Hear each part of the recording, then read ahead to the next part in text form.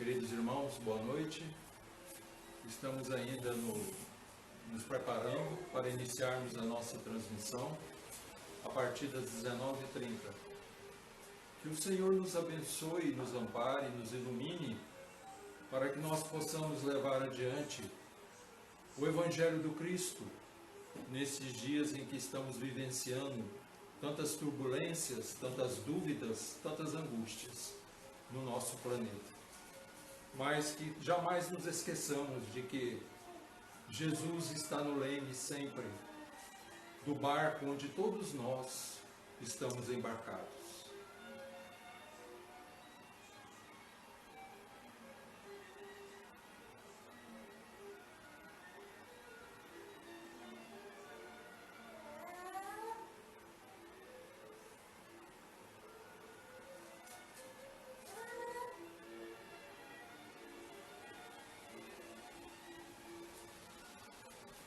Vamos tentar da melhor forma possível passar a nossa mensagem através deste veículo que a tecnologia nos oferece, a tecnologia do século XXI, e que ela talvez vá nos ensinar de que é preciso ficarmos mais com os nossos, mais com as nossas famílias, pois que ela está aí para nos auxiliar, mesmo de casa, a estarmos presentes com aqueles que estão distantes de nós.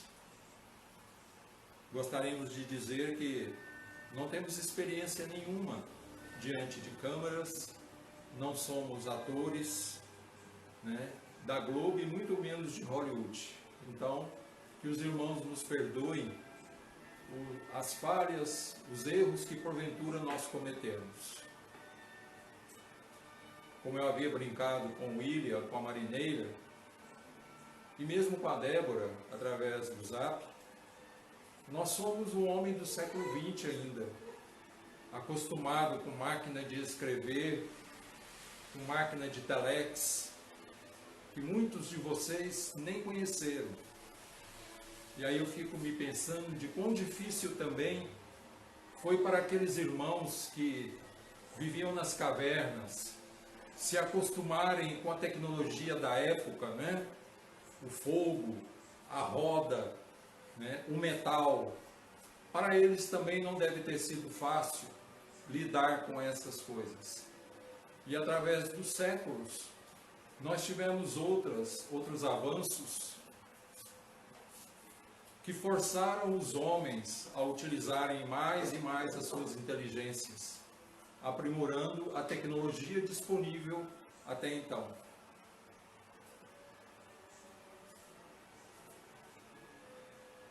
É um prazer falar com cada um de vocês. A partir do meu lar, vocês estão tendo oportunidade de conhecer um pedacinho do meu cantinho, onde nos últimos dias eu tenho ficado meditando, pensando, recebendo notícias, assim como vocês, notícias de tudo que está acontecendo pelo mundo.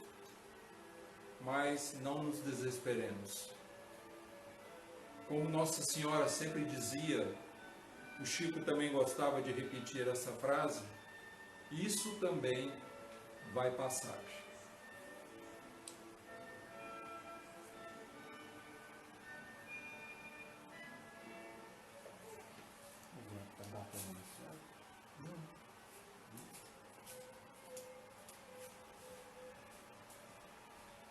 Meu genro está me dando suporte, tá? Ele que está aqui no comandando, ele é o contra-regra aqui, ele é o faz tudo, ele é o Severino.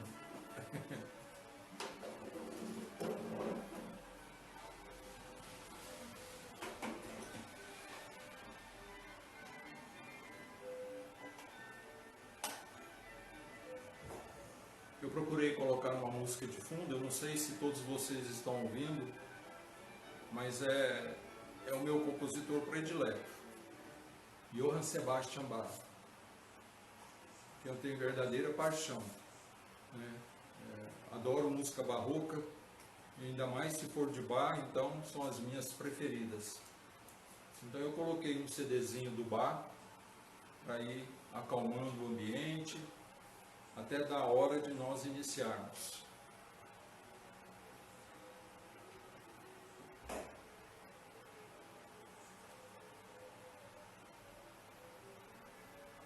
Espero que todos vocês possam estar me vendo e ouvindo perfeitamente.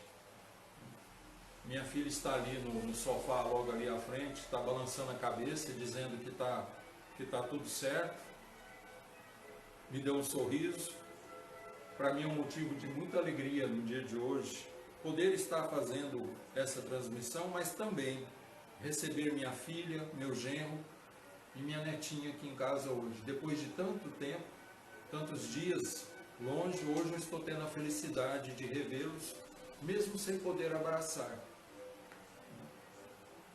Mas é como aquela mensagem que o Rolando Boldrin, aquela mensagem psicografada que ele leu, aliás, que ele declamou, não é? Muito lindo. Talvez seja necessário nós nos afastarmos agora para valorizarmos e aprendermos mais o sentido de vivenciar a permuta, o estar junto, o abraço, o afago, o carinho, que talvez isso já estivesse esquecido, né, por muitos. Então agora é preciso que a gente fique na solidão, né? Cada um consigo mesmo, cada um com as suas ideias, com as suas imaginações e pensando de como será daqui para frente, né?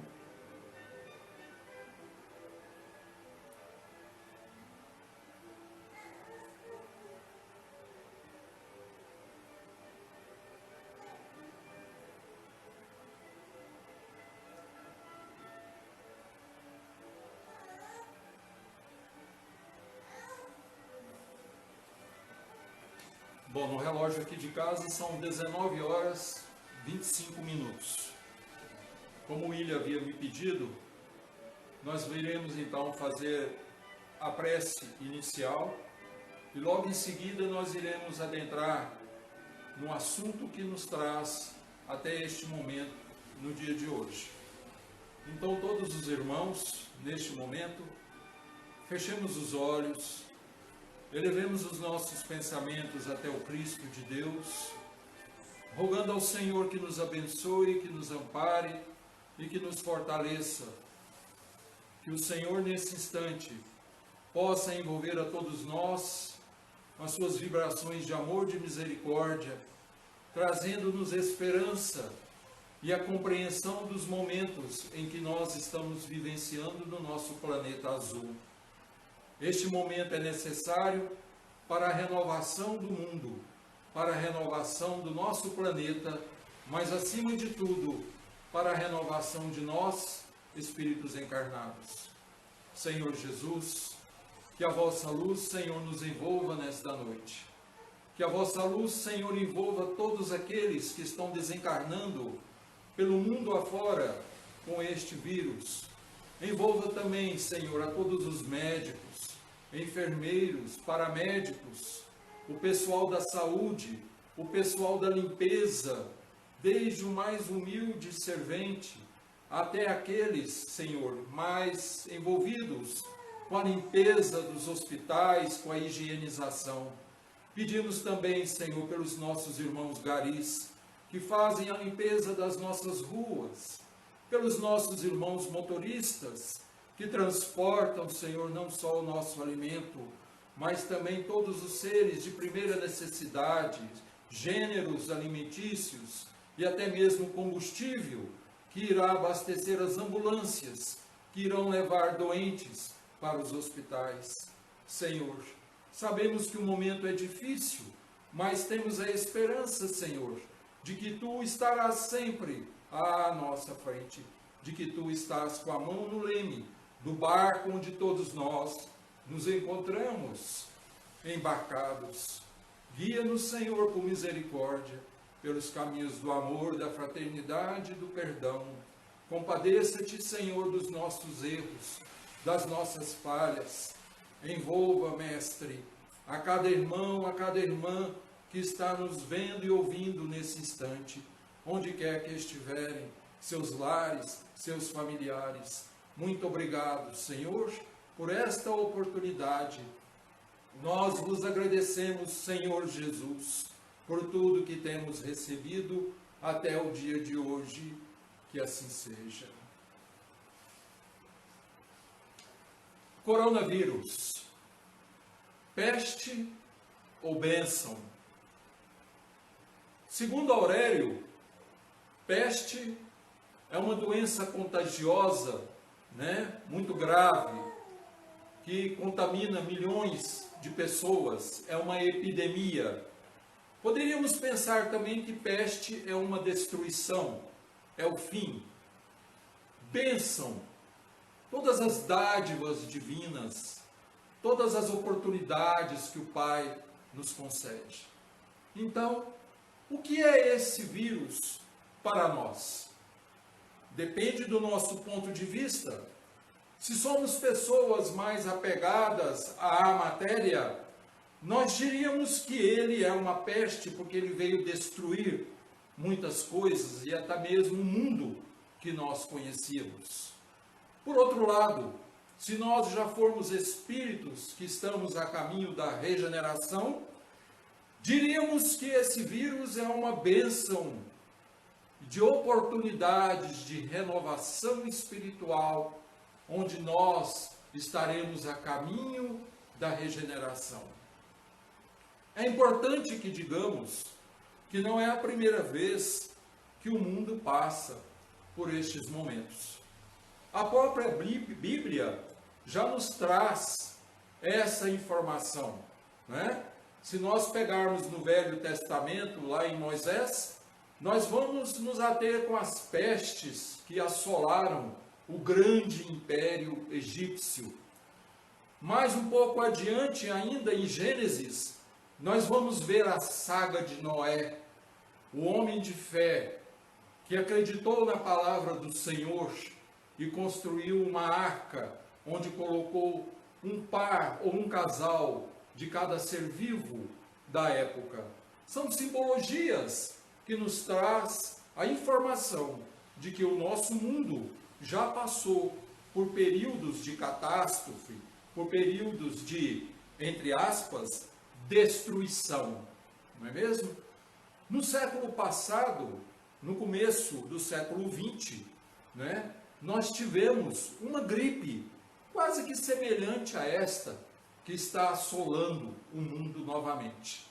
Nós tivemos ocasião de termos notícia da gripe espanhola, que dizimou milhões e milhões de seres humanos da face da terra. E entre eles, o nosso companheiro, e o grande ícone da doutrina espírita no Brasil, Eurípides Barçanufo. Então, não é a primeira vez que nós passamos por isso, mas tomara que seja a última. Tomara que desta vez nós, espíritos reencarnados, nos regeneramos de uma vez por todas. Allan Kardec, preocupado com esse tema, escreveu, anotou na terceira parte de O Livro dos Espíritos, das leis morais, uma lei que à primeira vista soa como um contrassenso, porque ele intitula das leis de destruição. E nós paramos e pensamos, ora, destruição? Será que o nosso mundo será destruído? E aí nós indagamos aos nossos irmãos, será que Jesus, em sua infinita misericórdia e amor, teria tanto trabalho, junto aos seus assessores, engenheiros siderais, no preparo desta escola bendita do planeta azul, em que os astronautas já trouxeram a notícia de que ele é azul lá do universo? Será que ele teria tanto trabalho de preparar esta escola bendita, esta moradia para nós, para que tudo um dia se destruísse? O pouco que nós conhecemos da mentalidade, da personalidade do Cristo, nos diz que não. Então há um motivo por trás disso tudo. Kardec, como cientista que era, como pesquisador e estudante assíduo das causas naturais e das coisas da ciência, indaga a espiritualidade em O Livro dos Espíritos, na questão de número 728. A destruição é uma lei natural? E os espíritos responderam a ele: é preciso que tudo se destrua para renascer e se regenerar. Porque o que chamais de destruição não é senão uma transformação que tem por objetivo a renovação e o melhoramento dos seres vivos. Aqui é preciso que nós façamos uma análise em 2 pontos. Regenerar. A própria espiritualidade nos diz que é preciso que passemos por momentos difíceis para que tudo se regenere. Tudo o quê? O planeta? Aí nós imaginamos, será que o planeta precisa regenerar alguma coisa? Observemos a natureza. Será que ela tem necessidade de regenerar em alguma coisa, a não ser naquilo que nós, seres humanos, destruímos pela nossa ambição, pela nossa volúpia, pela nossa ignorância? Então, regeneração é uma palavra que cabe aqui uma análise profunda da nossa parte nessa questão de número 728. A segunda, transformação. O verbo transformar significa modificar, mudar alguma coisa que já existe ou que já existia previamente. Um sábio da antiguidade, que assinava pelo nome de Lavoisier, já disse que na natureza nada se cria, nada se perde, tudo se transforma. Então, é preciso que nós, principalmente nós espíritas, tenhamos consciência disso. O período que estamos atravessando, neste ciclo que está se fechando, é um fechamento de ciclo, não é? É um período de transformação. O vírus que aí está é apenas um agente causador, não é? É apenas o catalisador deste processo, porque tudo precisa se transformar. Nós, seres humanos, precisamos dar um basta e começarmos a voltarmos os pensamentos para dentro de nós mesmos, para o que nós realmente somos. O que nós somos? Um corpo de carne e osso ou um espírito eterno? Se a resposta for a segunda opção, então há algo de errado conosco. Por isso estamos passando por esse processo. É um processo depurador. Deus não permitiria que isso acontecesse se não fosse necessário. A própria espiritualidade responde a Kardec que é necessário que as coisas se transformem para que se regenerem. Essas coisas somos nós, espíritos. Há algo de errado em nós. O egoísmo, o orgulho que nós ainda trazemos enraigados dentro de nós. E muitos dos senhores poderão falar, mas Eudes, nós já temos 2000 anos de evangelho. Será possível que nós não aprendemos nada com as lições do Cristo? Ora, a natureza está aí a nos dar a resposta. Será que se houvéssemos compreendido definitivamente o evangelho do Cristo, ainda necessitaríamos passar por, entre aspas, destruições, calamidades, pestes? Será que nós necessitaríamos desse remédio tão amargo? Então fica aí essas duas palavras, né? regeneração, transformação, para que nós meditemos, para que nós pensemos sobre isso. Na questão, avançando um pouco mais, na questão 737, Kardec questiona a espiritualidade. Com que objetivo Deus atinge a humanidade por meio de flagelos destruidores? Vejam a pergunta de Kardec. Com que objetivo Deus nos atinge com flagelos destruidores? E aqui é preciso que nós abramos um parênteses para dizer o seguinte: meus irmãos e amigos que nos assistem através dessa live, Deus jamais puniu alguém. Deus não pune ninguém. Ele não tem necessidade de nos punir. O Senhor já nos ensinou que o Pai é misericordioso, é bondoso. Ora, que Pai misericordioso e bondoso atinge suas criaturas com flagelos destruidores? E aí vocês então vão me questionar, mas então por que nós estamos sofrendo esse flagelo? Ora, porque de alguma forma nós nos desviamos do caminho do bem, do caminho de Deus. Nós nos desviamos de Deus. E isso não é de agora. Em Gênesis, a simbologia de Adão e Eva nos mostra quando isso ocorreu.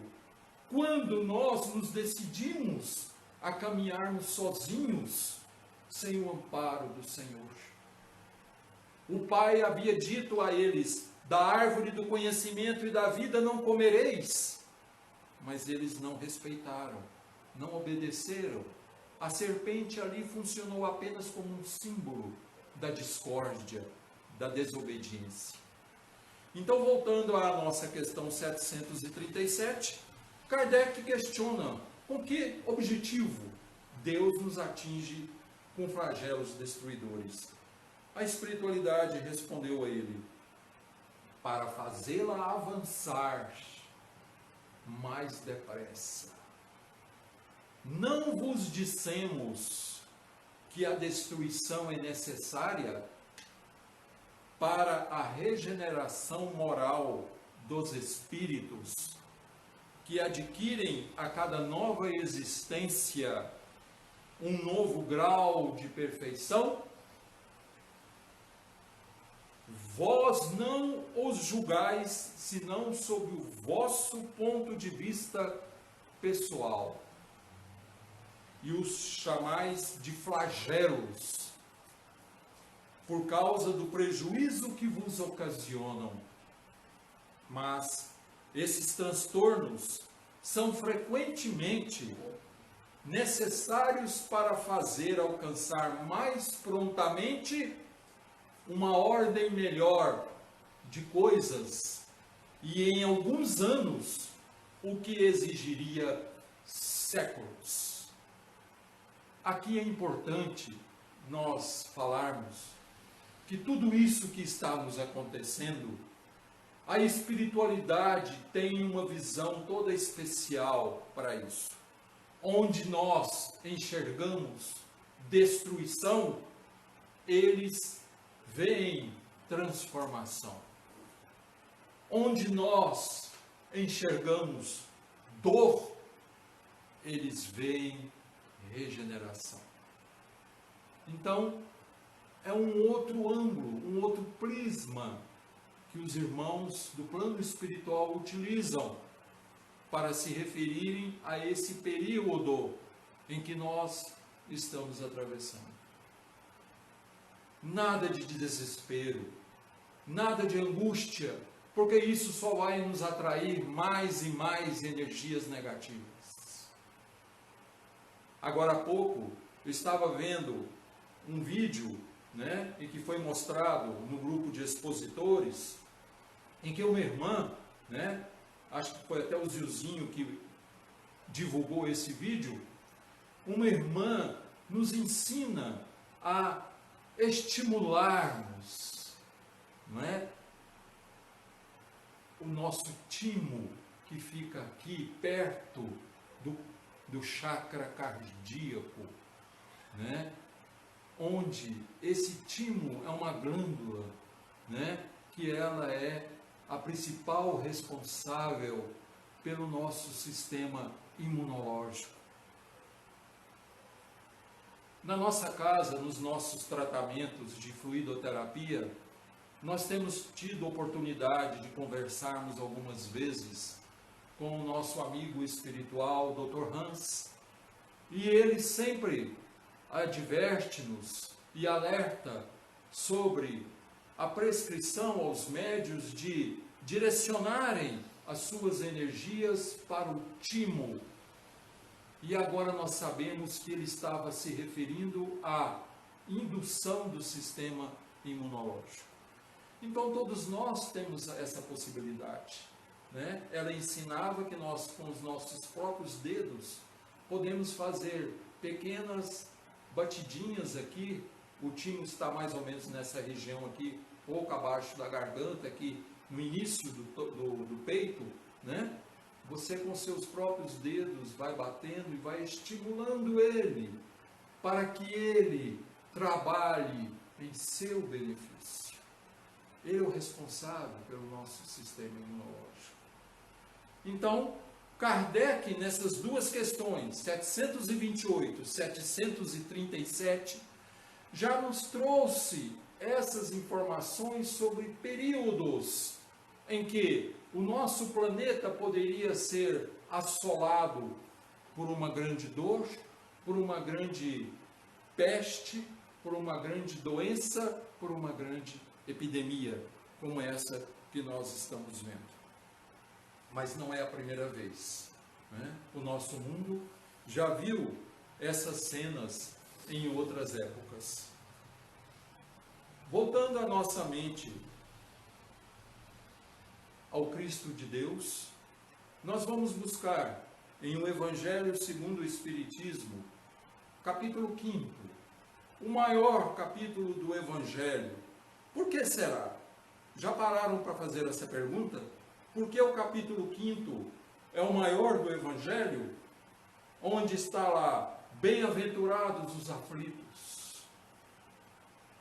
É um pequeno trecho do Sermão do Monte, que foi anotado por Mateus nos capítulos 5, 6 e 7 do seu Evangelho, o famoso Sermão do Monte, onde Jesus praticamente já disse tudo, já nos disse o que poderíamos fazer para a nossa própria recuperação, para a nossa regeneração. Então, um trechinho é: bem-aventurados os aflitos, porque serão consolados, né? Nós todos conhecemos essa frase de cor e salteado. Kardec anotou no capítulo 5º também do Evangelho segundo o Espiritismo, o maior, que aí ele vem falar das dores, das angústias, das aflições que nos atingem.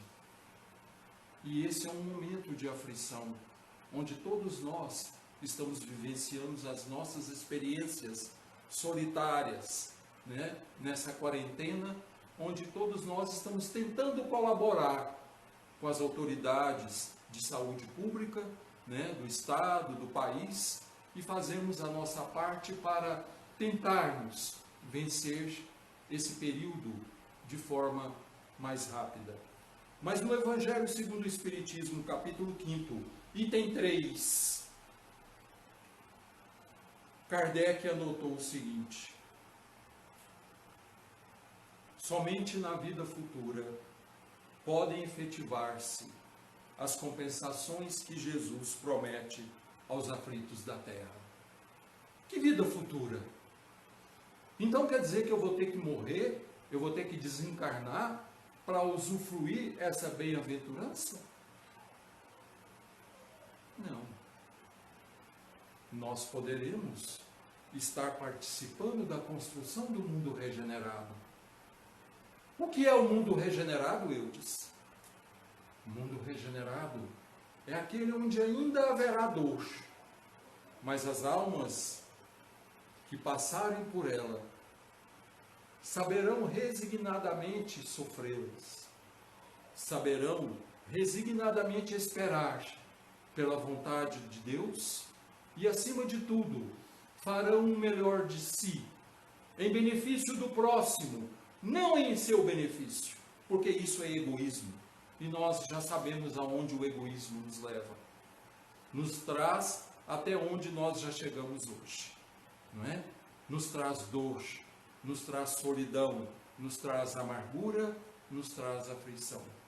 Então o Senhor, no Sermão do Monte, as bem-aventuranças estão todas, o verbo está no futuro, porque Jesus nos fala de uma vida espiritual, nos fala de uma vida renovada, de uma vida regenerada, nos fala da transformação que nós teremos que fazer dentro de nós para sermos dignos de obter as benesses das bem-aventuranças. Um pouco mais adiante, Kardec anota: as vicissitudes da vida derivam de uma causa, pois que Deus é justo, justa há de ser essa causa. Justa há de ser essa causa. Pensem bem nisso. Idealizem isso no momento que nós estamos vivenciando. Para que amanhã ou depois nenhum de nós, mas não é justo isso que está nos acontecendo. Deus se esqueceu de nós. Por que Deus está nos afligindo com isso? O que nós fizemos? Ora, nós temos a mania de nos considerarmos bonzinhos, não é mesmo? Bonzinhos nós até poderemos ser nesta encarnação. Mas será que sempre fomos bonzinhos? Será que não temos nada no cartório do Pai? Nenhuma conta pendurada lá, nenhuma promissória, nenhum papagaio para a gente resgatar lá, não? Será que todas as minhas atitudes foram sempre sensatas e baseadas no bom senso, na moral, no caráter digno? Será? Ou será que hoje, cada um de nós, sofremos as consequências, de alguma forma, uns mais, outros menos, daquilo que nós já fizéramos lá atrás? Eu quero crer que essa opção é a mais correta. Na realidade, queridos irmãos, nós estamos colhendo, de certa forma, o que nós já semeamos, não é? O apóstolo Paulo diz que a semeadura é livre, mas a colheita é obrigatória. Chegou o momento de nós realizarmos essa colheita. Por quê? Porque nós estamos sendo escolhidos neste instante, neste momento, neste período em que o nosso planeta está vivenciando.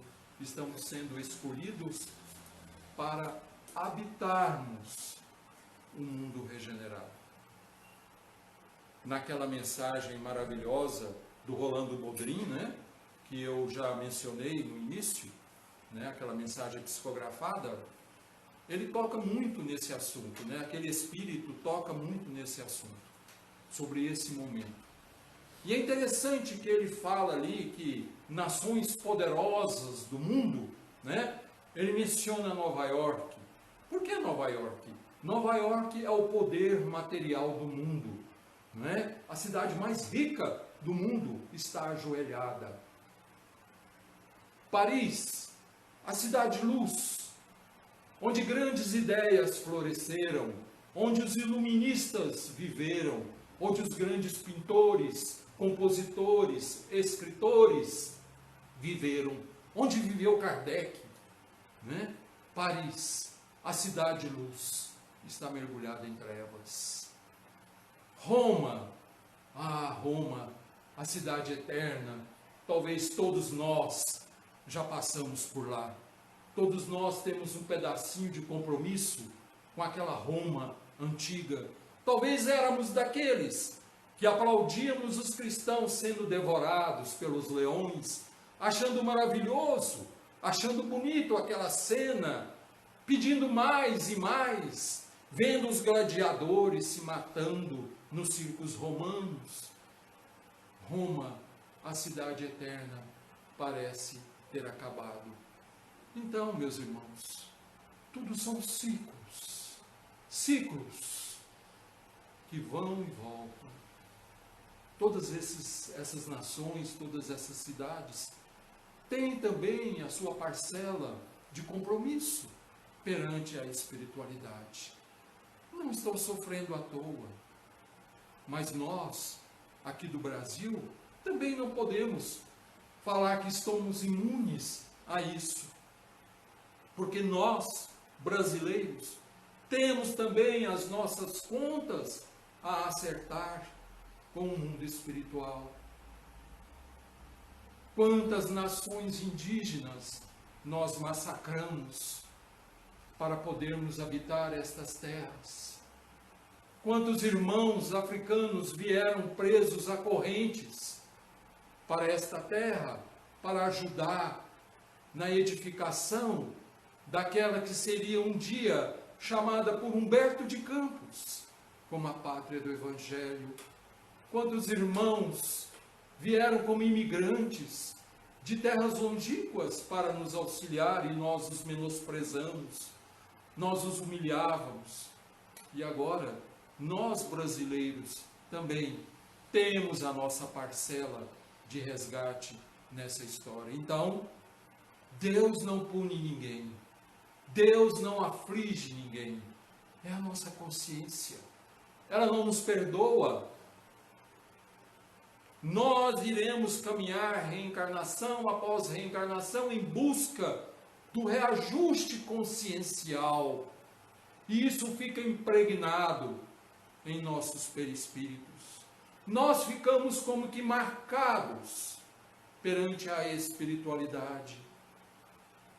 Por isso que tantos irmãos, desencarnam quando essa grande roda da transformação passa pelo planeta, porque provavelmente eram aqueles que detinham uma maior parte de compromisso perante as leis divinas.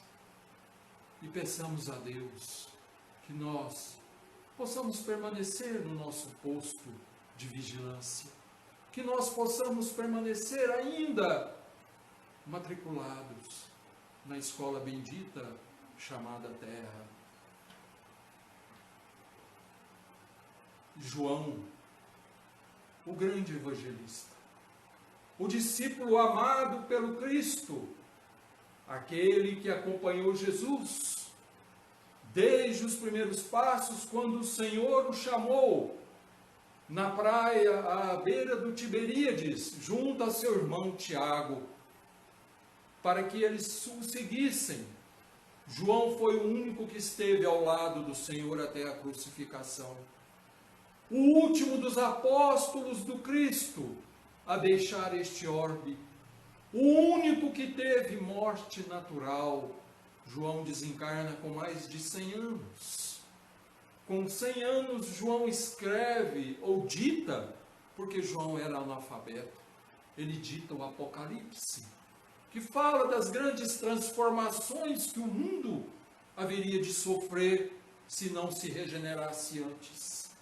Mas João, em seu Evangelho, no capítulo 16, versículos 32 e 33, nos traz uma mensagem de conforto espiritual, em que o Cristo, quando estava prestes a nos deixar, já estava quase que se despedindo dos seus discípulos, em uma conversa com eles, e João, de memória, já velhinho, dita para os seus discípulos anotarem a seguinte passagem: eis que chega a hora, e já se aproxima em que vós sereis dispersos, cada um para a sua casa.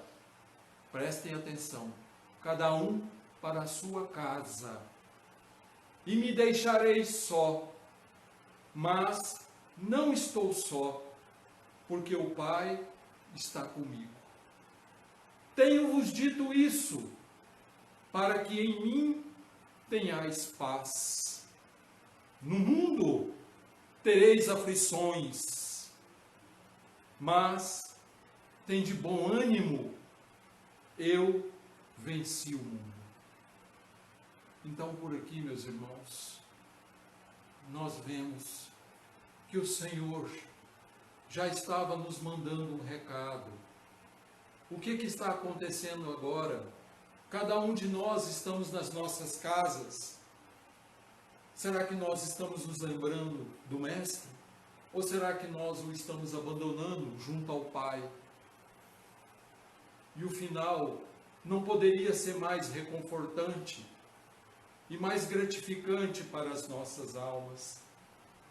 No mundo tereis aflições, mas tende bom ânimo, eu venci o mundo. O Senhor querendo nos dizer, vós podereis vencer, porque vós sois filhos do Pai Altíssimo, vós também sois deuses. Vós podereis fazer tudo aquilo que eu faço e ainda um pouco mais, se tiverdes fé. Tenhamos fé, meus irmãos.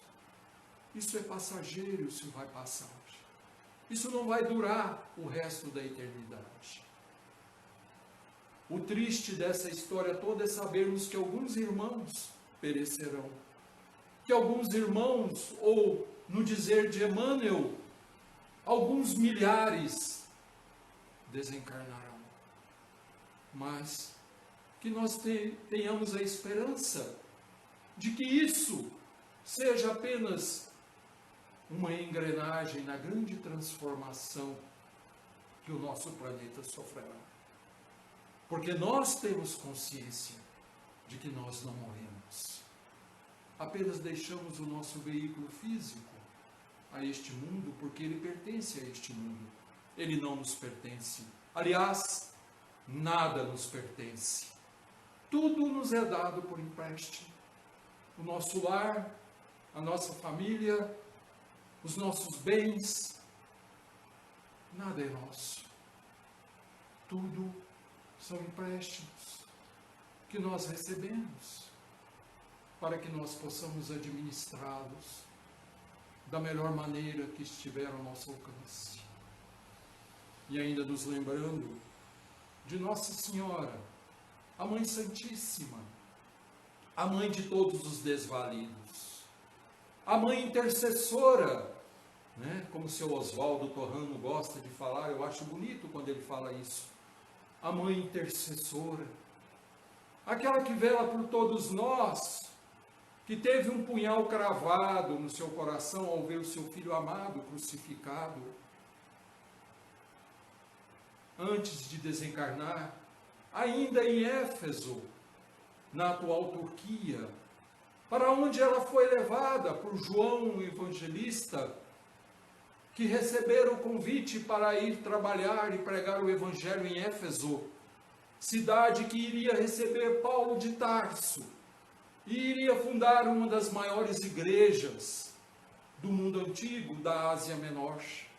Éfeso, as ruínas da casa de Nossa Senhora, existem até hoje, estão lá, para que todos possam vê-la, para que todos possam sentir a energia que ainda impregna aquele lugarzinho onde Nossa Senhora deu o seu último suspiro na face da terra.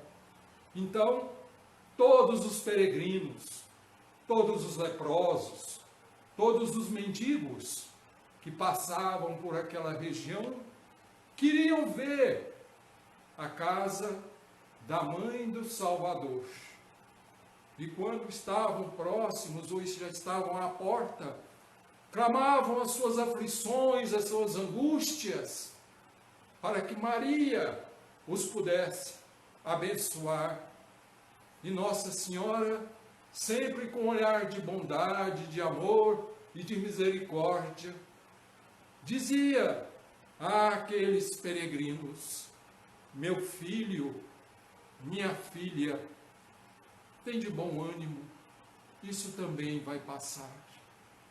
Então, esse momento em que nós estamos vivenciando passará com certeza, e nós estaremos renovados, estaremos nos candidatando a vivenciar um mundo de regeneração, porque é preciso que tudo se transforme, é preciso que nós nos transformemos. Então, sim, eu diria a todos vocês, esse vírus é uma grande bênção que o Pai nos envia, porque Ele faz com que nós pensemos na vida que temos levado, na vida de consumo, na vida de prazeres materiais, na vida que nos afasta uns dos outros, na vida que nos distancia das verdades celestiais. E agora, como último remédio, o remédio mais amargo, para que nós reencontremos o caminho que nos levará de volta aos braços do Pai sempre eterno. Ele nos envia esse vírus abençoado, que faz com que nós nos afastemos das pessoas que mais amamos, nos afastemos dos filhos, dos netos, dos avós, dos pais, que são mais idosos. Nos afastemos para valorizarmos a presença da família, para valorizarmos o amor fraterno que deve reinar entre nós todos. Então, sim, é um vírus abençoado. É um vírus abençoado que o Pai nos envia, que nos fará redirecionar a nossa vontade, redirecionar o nosso pensamento às esferas superiores e recebermos a intuição de amigos espirituais que querem o nosso bem, que querem a nossa felicidade.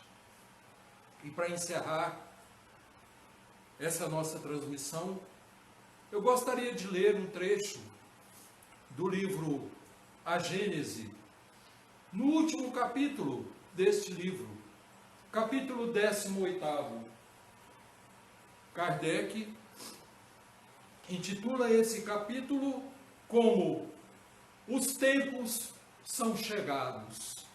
E aqui ele anota uma mensagem de um espírito que assina com o nome de Arago ou Arago. François Arago, físico, astrônomo, político, foi primeiro-ministro da França.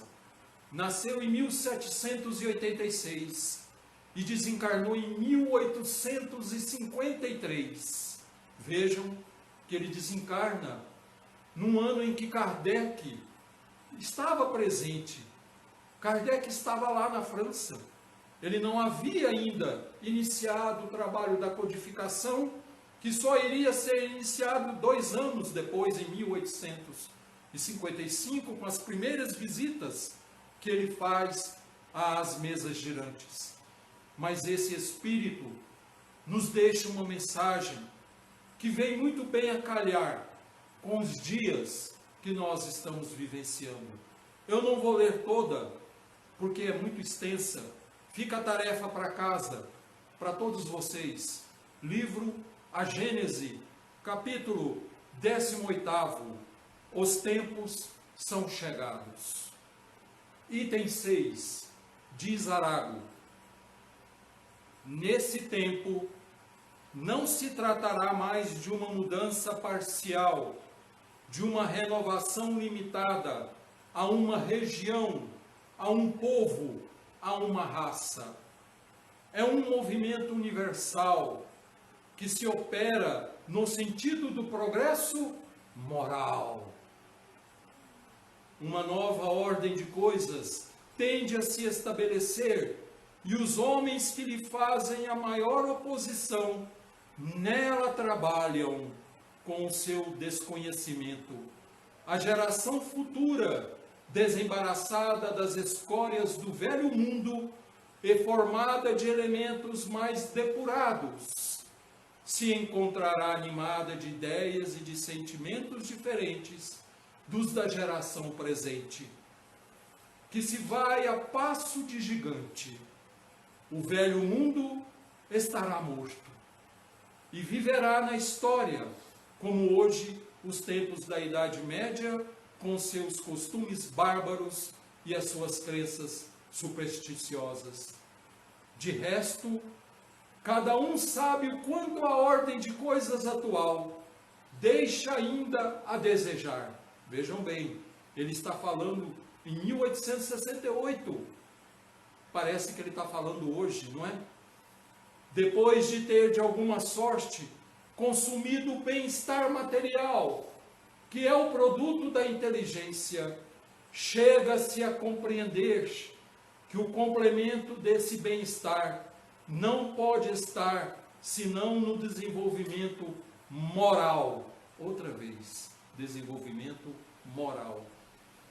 Quanto mais se avança, mais se sente o que falta, sem poder ainda, entretanto, defini-lo claramente. É o efeito do trabalho íntimo que se opera para a regeneração. Tem-se desejos, aspirações que são como pressentimento de um estado melhor. É ou não é o que nós estamos vivenciando? Isso foi dito, meus irmãos, há 152 anos atrás. E estão se verificando agora, século XXI. Ele disse isso no século XIX. Mais de 100 anos se passaram e essas coisas estão se cumprindo. Assim como tudo aquilo que Jesus predisse, principalmente lá no Sermão Profético, Mateus 24, tudo que Jesus disse está acontecendo. Então, que tenhamos fé, que tenhamos coragem, que tenhamos serenidade para passarmos por esse período, porque ele vai passar. A terra não será destruída. Nós sim poderemos deixar este barco se nós não nos regenerarmos. O remédio que está aí é amargo sim, é muito ruim de digerir, mas é o que sobrou para nós, através da nossa invigilância, da nossa mesquinhez, da nossa desobediência. Não restou à espiritualidade outra coisa senão permitir, através do orbe maior, através do Pai Celestial, que isso nos acontecesse. E se aconteceu, é porque nós precisávamos. E é porque isso nos fará pessoas melhores. Eu gostaria de agradecer, do fundo da alma, a cada um de vocês que puderam nos ouvir, que puderam estar conosco através das suas vibrações. Irmãos da casa de Paulo, irmãos da casa de Gúbio e demais irmãos que nos acompanham através da tecnologia que nós possuímos hoje. Vejam onde nós já conseguimos atingir pela nossa inteligência. Já não somos mais aqueles homens primitivos das cavernas. Hoje nós conseguimos nos comunicar por um aparelhinho que se chama celular, mesmo a irmãos que estão tão distantes e até mesmo em outros estados, como a minha prima que está lá em Uberlândia nos acompanhando. Mas resta-nos desenvolvermos o outro lado, a outra asa que Emmanuel sugere que nós desenvolvamos para que nós possamos voar em direção ao Pai. A asa da tecnologia, essa nós já dominamos. mas precisamos, acima de tudo, aprendermos a desenvolver a asa do sentimento, da moral, do amor. Muito obrigado a todos. Que Jesus nos abençoe. Que Jesus abençoe os nossos propósitos no bem. Nós iremos proferir a oração final nesse instante, rogando ao Senhor que possa estar com suas mãos estendidas sobre todas as nossas cabeças, nos envolvendo, nos amparando, nos encaminhando, Senhor, para os caminhos retos do amor, da fraternidade. Ajude-nos, Senhor, a sermos melhores. Obrigado, Jesus, amigo, por mais este dia em nossa existência. Obrigado, Senhor, pelos nossos lares, pela nossa família, pelo ar que respiramos. Obrigado, Senhor, pelo nosso corpo tão perfeito, por essa máquina perfeita dada pelo Pai a cada um de nós, para que servisse de veículo ao nosso aprimoramento espiritual. Obrigado, Senhor, pelas dificuldades que temos de enfrentar, pois que elas servem como educadoras para as nossas almas ainda rebeldes e necessitadas, Senhor, de compreensão, de perdão e de amor. Envolva-nos, divino amigo, nas suas vibrações de amor, de misericórdia. Guia-nos por misericórdia, Senhor, para que nós não venhamos a falir novamente, para que nós possamos aprender a lição, para que nós, Senhor, sejamos filhos dignos do Pai sempre eterno.